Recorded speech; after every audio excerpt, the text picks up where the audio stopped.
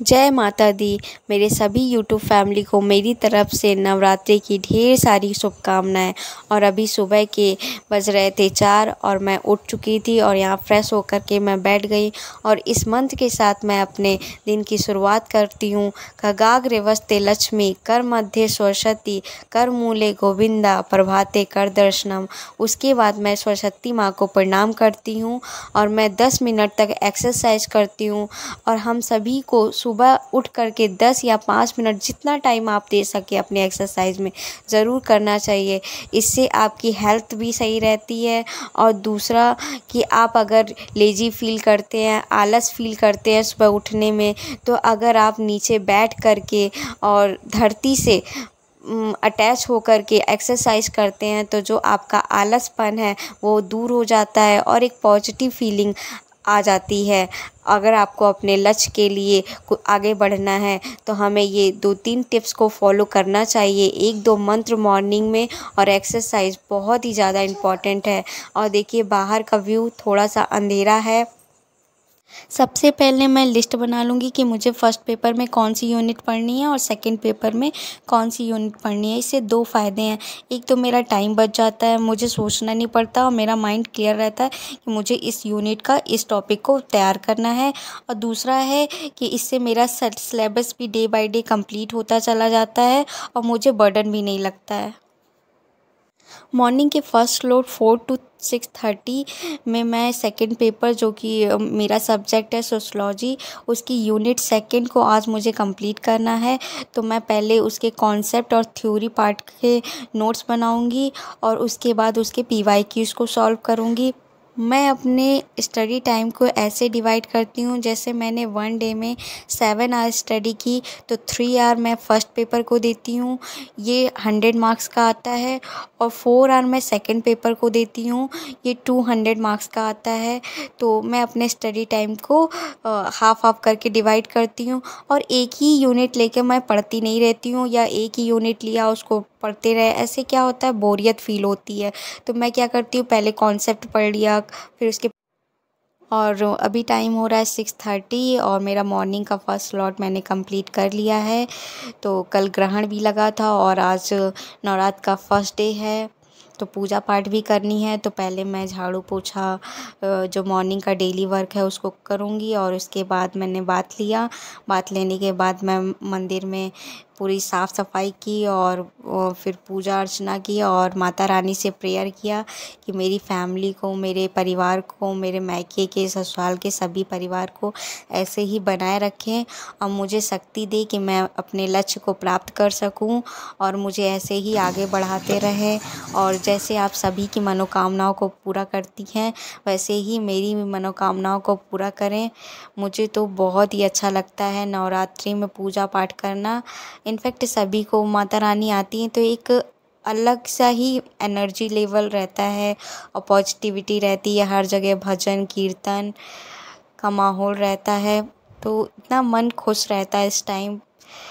और फिर उसके बाद मैं नाश्ता बनाने आ गई थी। तो नाश्ता में मैं अभी बनाऊंगी, 2 सब्जियां बनाई थी और रोटी बनाई थी। ये डेली का मेरे यहाँ बनता है, 2 सब्जी ज़रूर बनती है क्योंकि मेरे ससुर जी को 2 सब्जियां पसंद है। और सभी लोग ब्रेकफास्ट कर चुके हैं और मैं ये आफ्टरनून का भी दाल चावल के लिए भिगो के रख दूँगी ताकि इससे मेरा टाइम सेव हो जाता है। और केवल ससुर जी बचे हैं खाने के लिए तो उनके लिए मैं रोटियां सेक दूँगी। बाकी लोग ब्रेकफास्ट कर चुके हैं। और अभी टाइम हो रहा है 10:10 और मेरा सारा मॉर्निंग का वर्क कंप्लीट हो चुका है। तो मैं अब स्टडी करने के लिए बैठ जाऊंगी और ये मेरा सेकंड स्लॉट होगा जो कि मैं 11 o'clock to 1 o'clock तक स्टडी करूंगी। तो अभी मैं फ़र्स्ट पेपर का यूनिट 6 जो कि लॉजिकल रीजनिंग है उसके नोट्स बना रही हूँ, फिर उसके पीवाईक्यूज़ को सॉल्व करूँगी।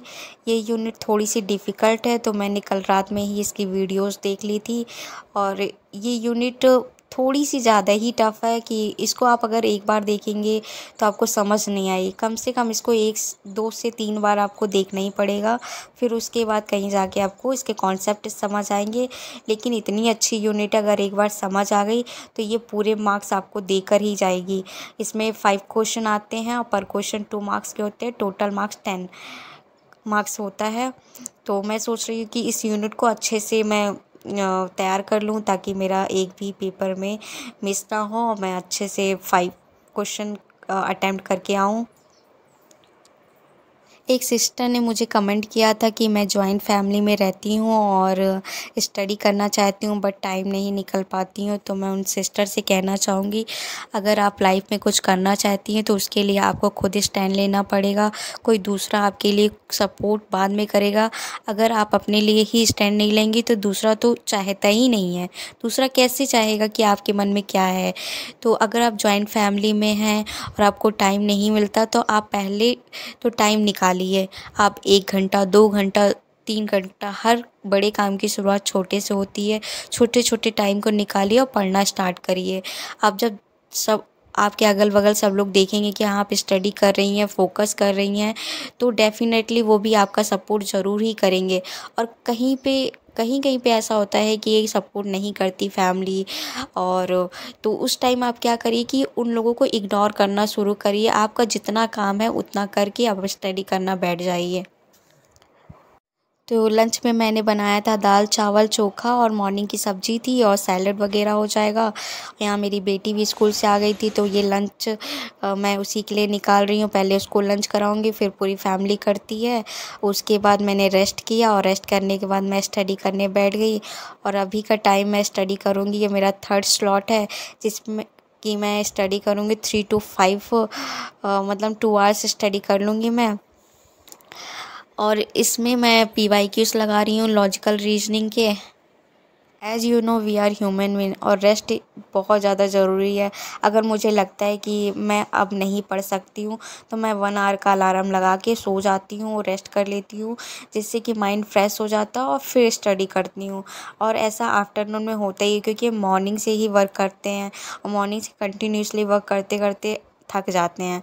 तो इसलिए मैं तो रेस्ट ले लेती हूँ और उसके बाद स्टडी करती हूँ। अभी मैं सॉल्व कर रही हूँ PYQs और अभी इवनिंग का टाइम था, 6:30 हो रहे इवनिंग के। तो मैं